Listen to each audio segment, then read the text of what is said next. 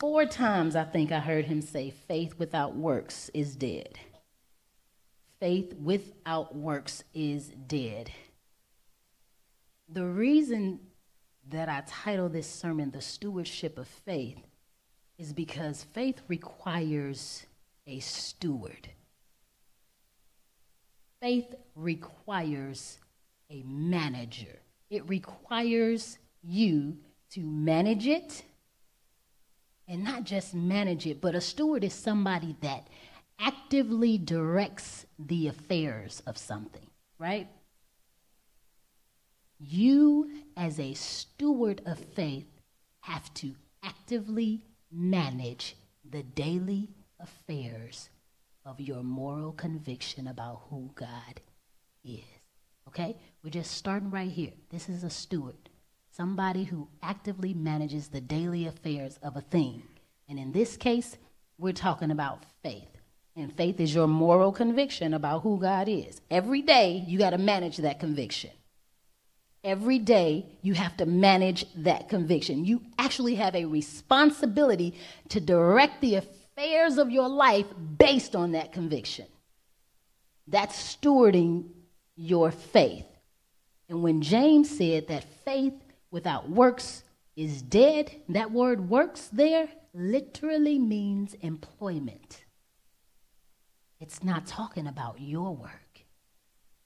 It's talking about you as a steward giving faith a job. Faith without a job is dead. You are a steward of faith. Everything in the kingdom is stewardship because God owns it all. And the kingdom of heaven is like a king who gave his stewards. And the kingdom of heaven is like a man who had a field and he gave what was his to someone to manage. He gave the talents that were his to someone to manage. He gave a spacesuit to you to manage it. You are the manager. Faith is your employee. God is the CEO. What manager will watch his employees sit in the corner and do nothing? Right? And he ain't going to get mad and frustrated just because. He's going to get mad and frustrated because there's a CEO who has expectations. And he's been hired. He's been grafted in the fold to manage what the CEO has given him.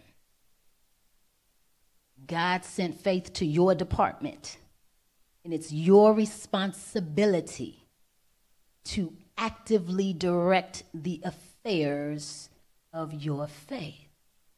That word dead literally means lifeless, inoperative, none effect, no power. And how do you make a good employee? When they first come to your department, they don't know nothing, right? So here you are, suited up, King Dion, manager of Heaven Incorporated. Here come Faith with his pants hanging off his bottom. The first thing you're going to do is give Faith a small task to get him comfortable with the job. Because what we do know is that if he works every day, eventually he's going to get real good at what he's doing. Woo! I'm telling you, I'm about to preach this whole thing right now. But I ain't going to preach it because it's good. But I'm going to tell you something. I'm just giving you my little snippet. Don't concern yourself with the work. It's not your job to do the work. Your job is to make sure that faith is working for you. Now, I'm going to tell you the job of faith. Faith has one job. One job. You had one job to do. Faith's one job is to make you whole.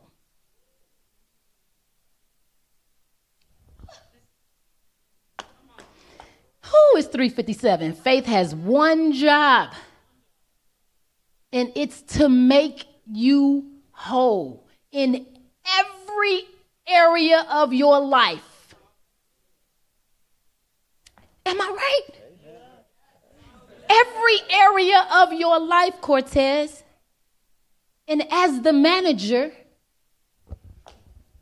what's not right? What's broke? What's crooked? What's lacking? Who's not here? What's missing? Faith, go get it. And as a matter of fact, don't come back without it.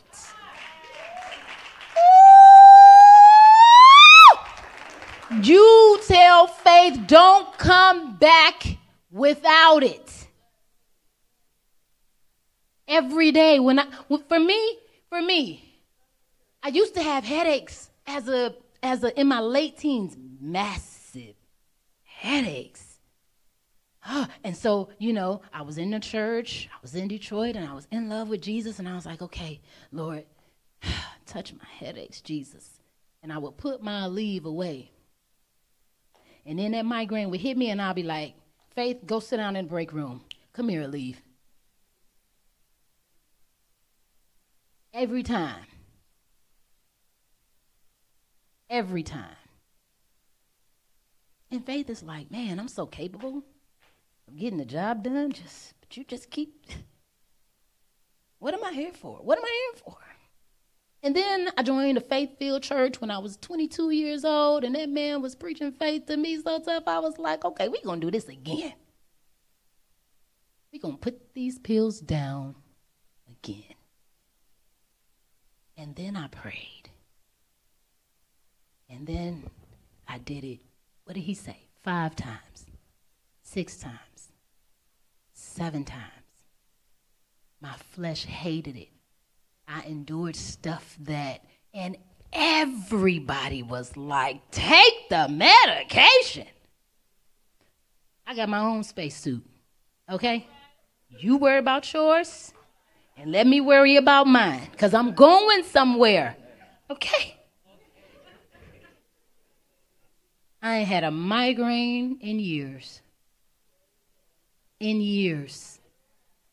And I'm confident when I pray that answers come back to me. My friends would say, go get Kelly, let her pray for you because God hears her. That's not true. He hears you too. But I'm a great steward of the gift of faith that he's given me. And he's given it to you too.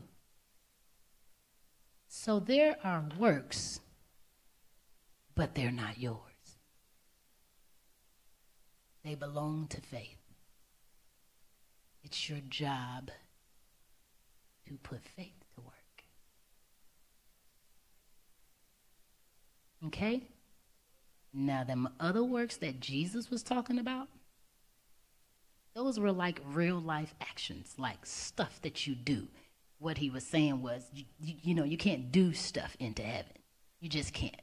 Those were real works. But that scripture right there is not that.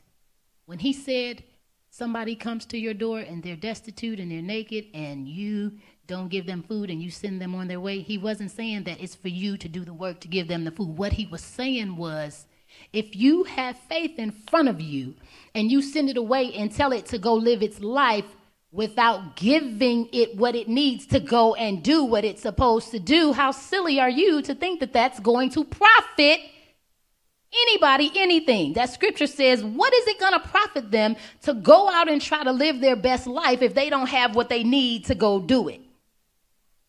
So the scripture was saying, if you don't give faith what it needs to go and get for you and to do what it's supposed to do for you, what makes you think that having faith is going to profit you at all?